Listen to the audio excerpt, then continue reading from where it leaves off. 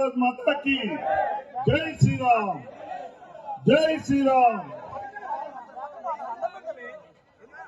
విజయ సంకల్ప యాత్ర ప్రారంభోత్సవానికి వచ్చేసిన ముఖ్య అతిథి పురుషోత్తమ రూపాల కేంద్ర మంత్రి వర్యులు మరియు మన రాష్ట్ర రథసారథి అధ్యక్షులు కిషన్ రెడ్డి గారు, జాతీయ ఉపాధ్యక్షురాలు డికే అరుణ గారు, జాతీయ కార్యవర్గ సభ్యులు జితేందర్ రెడ్డి గారు, రాష్ట్ర జనరల్ సెక్రటరీ శృతి గారు, ఈ యాత్ర ప్రముఖ్ శ్రీవర్ధన్ రెడ్డి గారు, వేదిక మీద ఉన్న మిగతా పెద్దలారా, కార్యకర్తలారా, ఈ కృష్ణానది పరివాహక ప్రాంత నివాస సోదరి సోదరమణులారా, మీ అందరికీ నా శుభాభివందనాలు. మీకు తెలుసు ఈ విజయ సంకల్ప యాత్ర ఎందు గురించో.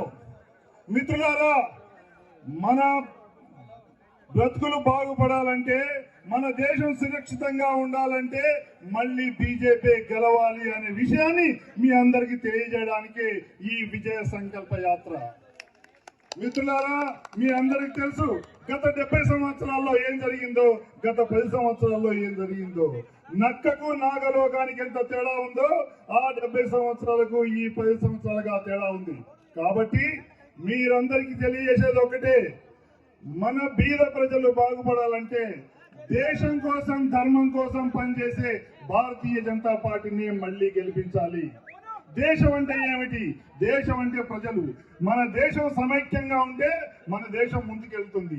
మన దేశం అభివృద్ధి చెందితే మన దేశం ముందుకెళ్తుంది. మన దేశం ప్రపంచంలో 5వ స్థానం నుంచి 3వ స్థానానికి వస్తే మన దేశం ముందుకెళ్తుంది.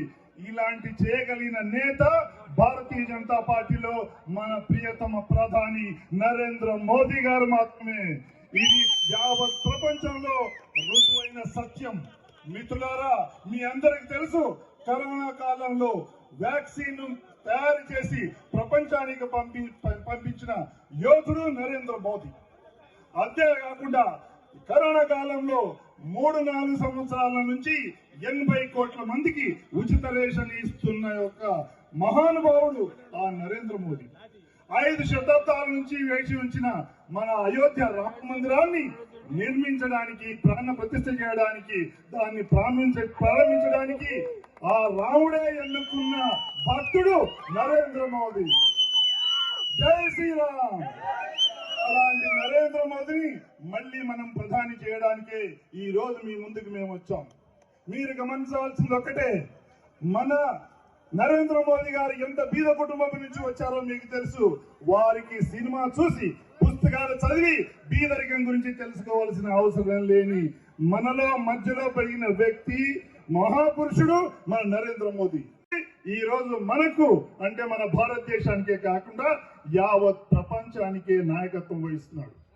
నిన్నగాక మొన్న మన నేవీ సైనికులు వేరే దేశంలో వాళ్ళకి ఉరిశిక్ష పడితే వాళ్ళ ప్రధానితో మాట్లాడి ఆ ఉరిశిక్ష మాపు చేయించి వాళ్ళను సురక్షితంగా భారతదేశానికి తీసుకొచ్చిన వీరుడు మన నరేంద్ర మోదీ. అలాంటి సమగ్రత, అలాంటి భద్రత మన దేశానికి కావాల్సింటే మళ్ళీ భారతీయ జనతా పార్టీ గెలవాలి, నరేంద్ర మోదీ గారే ప్రధాని కావాలి. కాబట్టి మిత్రులారా, మనం కన్న కలలన్నీ నిజం చేసి చూపెలగలుగుతారు మన మోదీ గారు. అందుకే ప్రజలను వాళ్ళు గెలిపిస్తారు. ఈసారి మనం కూడా నరేంద్ర మోదీ గారు గెలిపించి మన కళల్ని కూడా మనం నిజం చేసుకోవాలి. కాబట్టి మీరందరూ ఆలోచించాల్సిన పని లేదు. ఇదే సమయం, ఇదే సమరైన సమయం మళ్ళీ మనం ప్రధాని నరేంద్ర మోదీ గారు చేయడానికి. కాబట్టి మీరందరూ మన అన్నదమ్ముళ్లకు, సోదర సోదరులందరికీ చెప్పి మనం తప్పకుండా ఈసారి మళ్ళీ భారతీయ జనతా పార్టీకి ఓటేసి నరేంద్ర మోదీని మళ్ళీ ప్రధాని చేస్తామని మనం శపథం తీసుకుందాం. సరేనా? మీరందరూ సిద్ధమేనా? భారత్ మాతాకి, భారత్ మాతాకి. నరేంద్ర మోదీ గారి నాయకత్వం, నరేంద్ర మోదీ గారి నాయకత్వం, కిషన్ రెడ్డి గారి నాయకత్వం, రూపాల గారి నాయకత్వం. భారత్ మాతాకి, భారత్ మాతాకి. జై శ్రీరామ్, జై శ్రీరామ్.